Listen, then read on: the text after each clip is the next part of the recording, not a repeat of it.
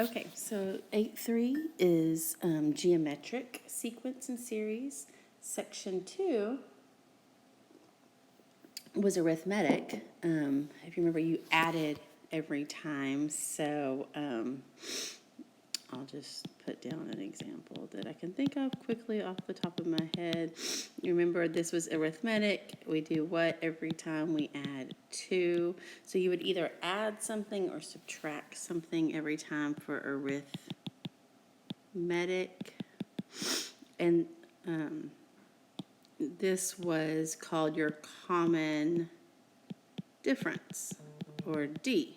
Okay, so the difference here is now instead of adding and subtracting, let me erase this, we are going to be multiplying or dividing. So geometric is multiplying or dividing something every time to get the next term. So for example, let's do 1.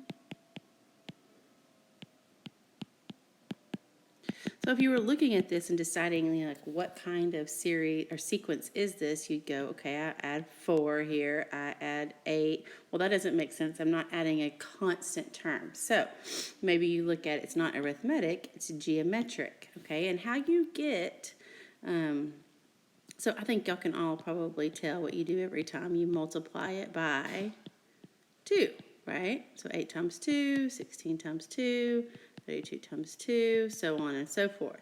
So this is called the common ratio. Okay, so we don't have a common difference here. We have a common ratio, which is R. And how you get R is, so this is the first term, this is the second term, third term, fourth term, fifth term, so on and so forth. So the ratio is the second term divided by the first term. So in this case, it'd be 8 divided by 4, which is 2. Okay, so let's say I did this one. Okay, and so this one, you notice, obviously, you can't add or subtract to get to each term, not a constant thing. So we have a common ratio. So let's say we don't know what it is, because it looks like it's going to get towards some fractions, and that's when we get a little nervous. So if we want to find the ratio, we would do A2 divided by A1. So that would be -3 divided by 9. If I reduce, that's -1/3. So that means I'm multiplying this by -1/3 every single time. So in this case, we're multiplying by -3, or you could say divide by -3. Either one. Multiply by -1/3 or divide by -3. That's the same thing. So we're multiplying or dividing every time. Okay, so also, if you remember, we had an equation to find the nth term on this section before. We have one here as well. It's a little bit different. So this is an important equation if you want to write this down in your notes for your test later this week. So this is to find the nth term. We said in the last section the general term of a geometric sequence. Okay, so it's A(n) equals A1R to the n minus 1. Okay, so this is your main equation. So this is the whatever term, the nth term you're trying to find. If it's the 50th, it's the 20th, it's the whatever. This is your first term. This R we just talked about, it's the common ratio.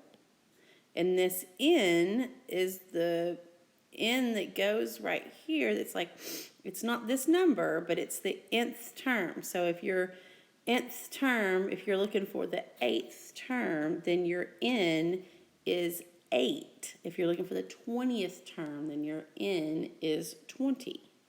Okay? All right, so let's look at some problems here. Write the first 6 terms of the geometric sequence with the first term 6 and it has a common ratio of 1/3. Now, we could use the equation here, or we could just say, okay, A1, 6, and we want the first 6 terms. And what we're going to do is the common ratio. So we're going to multiply this 6 times 1/3, and we're going to get 2, right? So that's our next term. So we multiply 2 over 1/3, so I get 2/3. That's my next term, and I just keep going. You multiply across the top and the bottom. 2/9. It's going to give me 2/27. And all I'm doing is multiplying it by 1/3 every time. So it's going to be 27 times 3, I believe, is 81. So here I did the first 6 terms. Pretty easy, I hope. Okay? All right, so let's find the 8th term, okay, of the geometric sequence. And the first term is -4, and the common ratio is -2. Okay, so I am going to use my equation. Okay, we need to know that. Okay, so the first term, so I'm looking for the 8th term, so A8. The first term is -4. My ratio is -2, and I'm going to do it to the power of 8 minus 1. Because this was my n, I'm looking for the 8th term. Okay, so this is going to be -4 times -2 to the 7th power. So I'm going to be very careful when you do things like this. I'm going to write these parentheses right. I am not doing that. Let's do it like this. Let's make sure we're doing our parentheses correctly. Sorry, I was kind of writing and talking and not paying attention. So we need to make sure we type it in the calculator like this. Because if it's a positive exponent, it's going to change our answer, anything to the positive. So if I have like -2 squared, that's going to make it +4. So just make sure you're doing this correctly and make sure it makes sense, like the number makes sense. So if the first term is -4, then you're going to be alternating a positive and a negative. So if I do this in my calculator, I get -4 times, and this is going to give me -128 because it's to the 7th power, so it's a negative times a negative times a negative, and that's a odd number of times, which leaves me with a negative number. And so this is going to be -4 times -128, which is 512. Okay, so pretty easy. I mean, with the 8th term, you could have probably just kept going, but I feel like that takes longer than this. But whatever gets you there is fine by me. So like you could just keep multiplying it by -2 just to keep going, and so on and so forth. Okay, so this is the 5th term, so you just keep going. Okay, so whatever gets you there. I like the equation just because it's a lot faster. Once you use it a couple of times, you'll be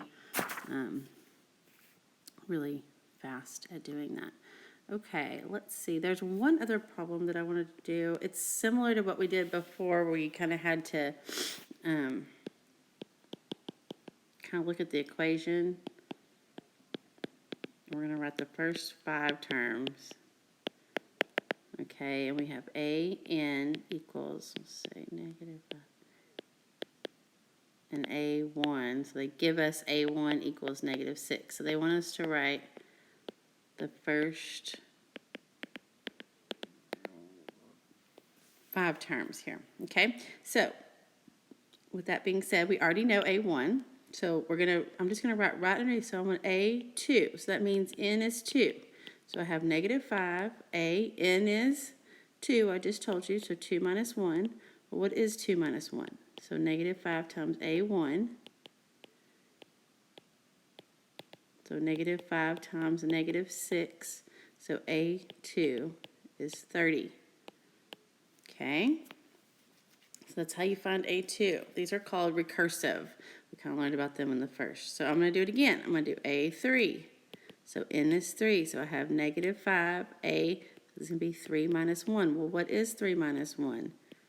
You got it. It is 2. So I'm going to plug back in negative 5 times 30. So I did A2. See how that works?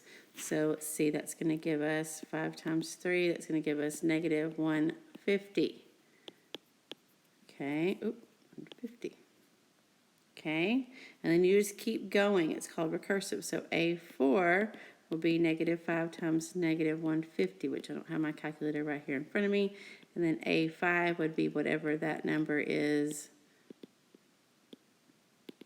Okay. All right, so I want to do that one because that one was the only one that was a little different on your homework. All right, you should be able to move forward with your homework. It should be pretty straightforward. Remember, you need to know the difference between arithmetic sequence and a geometric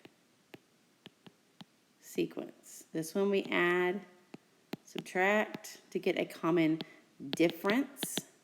This one we multiply or divide. We don't really say divide, we say multiply by 1/3. That's kind of our division, but we do divide by 3 or whatever, and this is called a common ratio. So here we have an R, here we have a D. So those are the two things you need to make sure you're kind of paying attention to what the difference is. We did this in 8.2. We're doing this now in 8.3. All right. Love you guys. Hopefully you can get this done really quick. If not, let me know. I'll help you.